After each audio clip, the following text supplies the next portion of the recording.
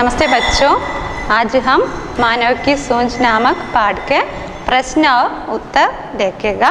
हमारा पहला प्रश्न है, बम्बर शेर ने मानव के बारे में യമരാജ് से क्या कहा? बम्बर शेर യമരാജിനോട് മനുഷ്യനെ കുറിച്ച് എന്താണ് പറഞ്ഞത്? ഇതിൻ്റെ ഉത്തരം, बम्बर शेर ने कहा कि मानव अक्लमंद है, वह हर स्थिति का सामना कर सकता है। बम्बर शेर ने कहा, बम्बर शेर പറഞ്ഞു, സിംഹം പറഞ്ഞു, മനുഷ്യൻ അക്കൽമന്ത് ഹെ, ഭയങ്കര ബുദ്ധിമാനാണ്. വഹ് ഹർ സ്ഥിതി കാ സാമന കർ സക്താ ഹെ, ഏത് പ്രശ്നത്തെയും നേരിടാനുള്ള കഴിവ് അവർക്കുണ്ടെന്ന് സിംഹം പറഞ്ഞു. യമരാജ് ने मानव को जीवित पकड़कर लाने को क्यों कहा? എന്തുകൊണ്ടാണ് യമരാജ് മനുഷ്യനെ ജീവനോടെ പിടിച്ചു കൊണ്ടുവരാൻ പറഞ്ഞത്? യമരാജ് मानव की तारीफ सुनकर चिढ़ गया और उसने मानव को जीवित पकड़कर लाने को कहा. യമരാജ് मानव की तारीफ എന്ന് പറഞ്ഞാൽ പ്രശംസ, സുൻകർ ചിഡ് ഗയ, എപ്പോഴും മനുഷ്യരെ കുറിച്ചുള്ള പ്രശംസ കേട്ട് യമരാജ് ദേഷ്യം വന്നു, ചിഡ് ഗയ. और उसने मानव को जीवित पकड़कर लाने को कहा, അതുകൊണ്ടാണ് മനുഷ്യനെ ജീവനോടെ പിടിച്ചുകൊണ്ടുവരാൻ യമരാജ് പറഞ്ഞത്.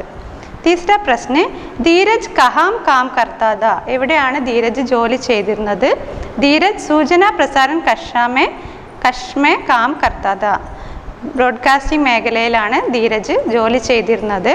ധീരജിനെ യമരാജ് സെ ക്യാ കഹ? എന്താണ് ധീരജ് യമരാജിനോട് പറഞ്ഞത്? धीरज ने यमराज से कहा कि ब्रह्मा जी ने उसे एक पर्ची देकर कहा था कि उस पर्ची को यमराज को दे दे.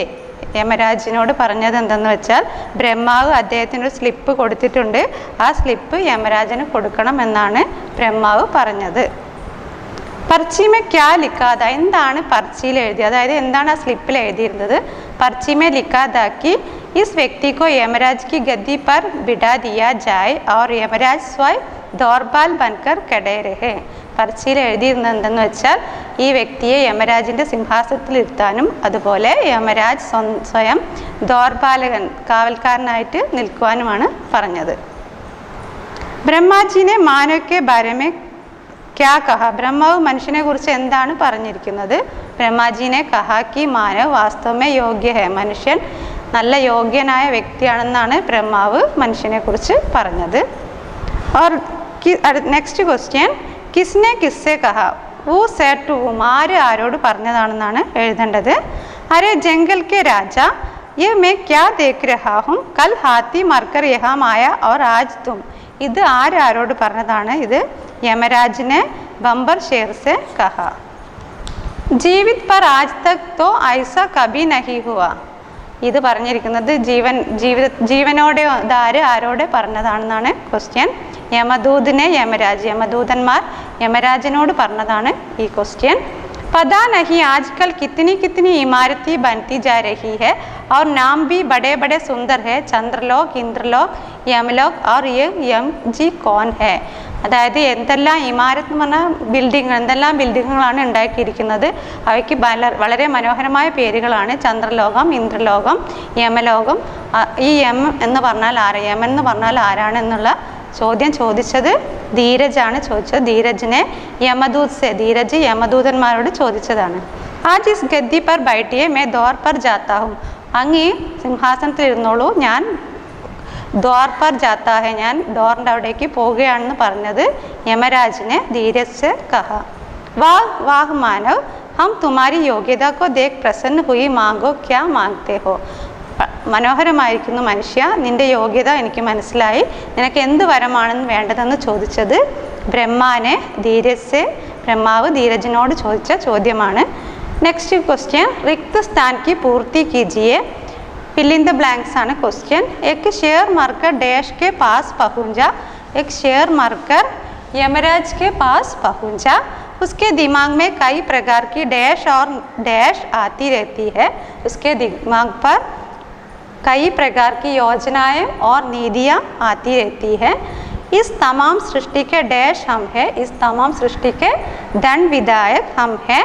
हमारे महाराज तो डैश के महाराज है, हमारे महाराज तो यमलोक के महाराज है. महाराज ने सुना है कि मानव जितना डैश है और उतना ही डैश भी है. महाराज ने सुना है कि मानव जितना अक्लमंद है और उतना ही चतुर भी है।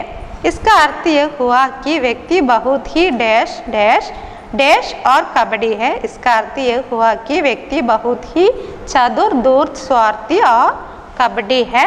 मानो हम तुम्हें सादर डैश पर भिजवाता है, मानो हम तुम्हें सादर धरती पर भिजवाते हैं। और आगे ग्रामर देखिए।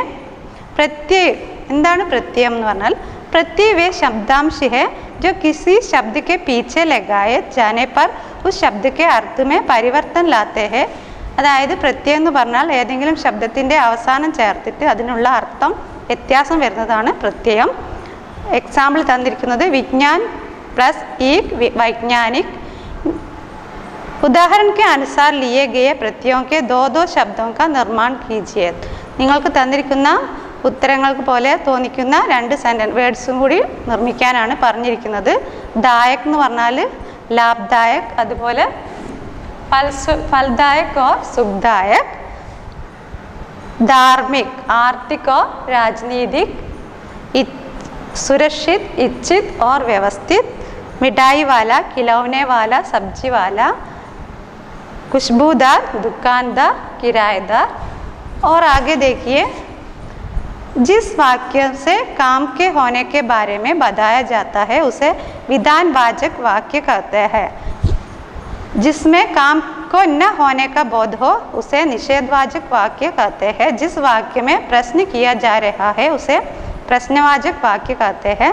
जिसमें काम करने का आदेश हो उसे ആജ്ഞാവാചക് വാക്യ कहते हैं. അതായത് എന്തെങ്കിലും പ്രവൃത്തി നടക്കാൻ പറയുകയാണെങ്കിൽ അതിനെ വിധാൻവാചക് എന്നും, അതുപോലെ ഒരു പ്രവൃത്തി ചെയ്യേണ്ട എന്ന് പറയുകയാണെങ്കിൽ നിഷേധവാചക്കും, അതുപോലെ ക്വസ്റ്റ്യൻ ആണെങ്കിൽ പ്രശ്നവാചക്, ആജ്ഞയാണെങ്കിൽ അതിനെ ആജ്ഞാവാചക് എന്നുള്ള वाक्य പറയുന്നു. എക്സാമ്പിൾ വിധാൻവാചക് वह हर स्थिति का सामना कर सकता है. ഇതൊരു വിധാൻവാചക് സെൻറ്റൻസ് ആണ്. നിഷേധവാചക് आज तक ऐसा कभी नहीं हुआ. ഇതൊരു നെഗറ്റീവ് നിഷേധവാചക് സെൻറ്റൻസ് ആണ്. പ്രശ്നവാചക് यह मानव हमारे सामने ही क्या. ആജ്ഞാവാചക് ആജ്ഞയായിട്ട് തോന്നിക്കുന്നത് आदेश का शीघ्र पालन हो.